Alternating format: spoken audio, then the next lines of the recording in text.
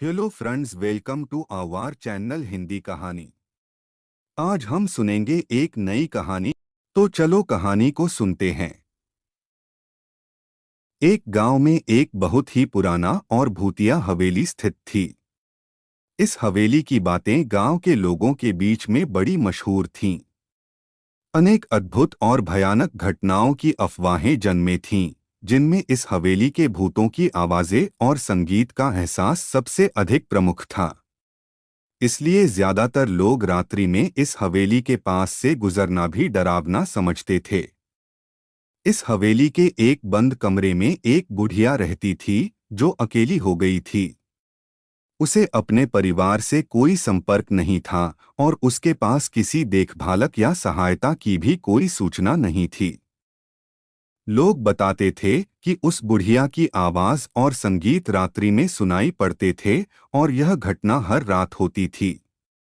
एक दिन एक बच्चे ने उस हवेली की जांच करने का निर्णय लिया।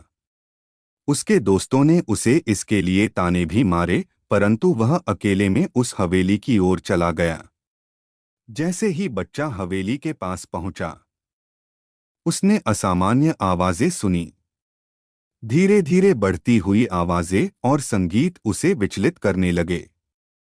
वह दरवाजे की ओर बढ़ा और उसे खोलने का प्रयास किया, परंतु वह जब खुला, उसे उस हवेली की मायावी और डरावनी दुनिया से जुड़ी घटनाओं का सामना करना पड़ा। बच्चा दरवाजे के पास बंद कमरे में चला गया, जहां उसे उस बुढ़िया का पता चला। वह देखा कि उसके सामने एक पुरानी मूर्ति रखी हुई है और वह चीखते हुए आवाज और भयानक संगीत का स्रोत बन गई है। बच्चा बहुत घबराया और बिना सोचे समझे वहां से बाहर निकलने का प्रयास करने लगा। परंतु जैसे ही उसने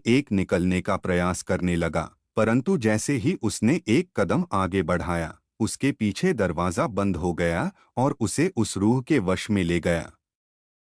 उस बच्चे की अनुहार ने उसकी बहुत मदद की और गांव के लोगों को यह बात बताई।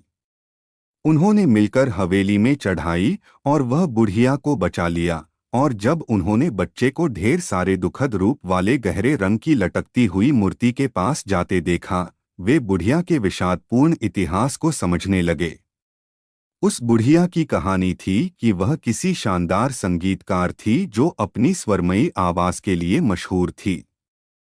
एक बार उसके गाने के बाद कुछ लोग उसे ईर्ष्या के मारे मरवा देना चाहते थे। वे उसे अपने संगीतकारी और प्रतिभा के चलते ही मरने से बचा लिए थे। बच्चे ने यह जानकर समझा कि यह भूतिया आवाजें और संगीत बुढ़िया के अस्तित्व का परिणाम हैं, जो उसकी दुर्हक भरी कहानी और उसकी अकेलापन का प्रतीक हैं। उसने लोगों को उसे आत्मनिर्भर बनाने और उसकी संगीति को मान्यता देने का आह्वान किया।